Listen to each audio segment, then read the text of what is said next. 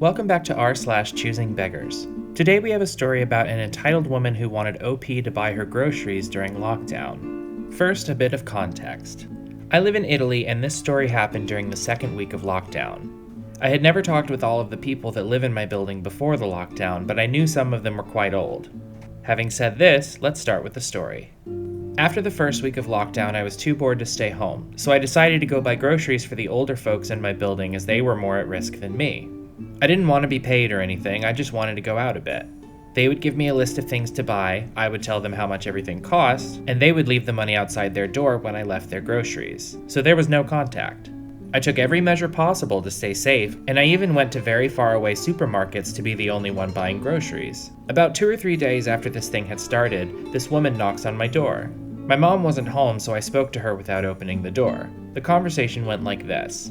"Hi, can I come in?" "Hello, we can speak through the door."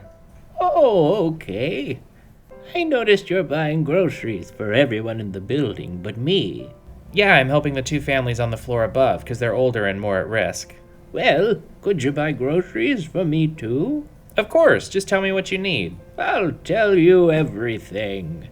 That same evening, I went to the supermarket and bought everything she needed, and I sent her a message telling her the cost. Around €100.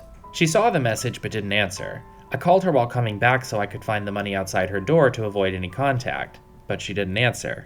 I eventually arrived at home and knocked on her door, and she said, "Leave the groceries outside. I'll take them once you're gone." And I told her she has to pay me first. She started yelling things like, "The person upstairs said you didn't want to be paid," and started demanding that I left her groceries outside the door. I just left and came back home. While I was walking away, she threatened to call the police and tell them that I stole her groceries. But she didn't, so I kept everything. She started avoiding me ever since, but it doesn't bother me.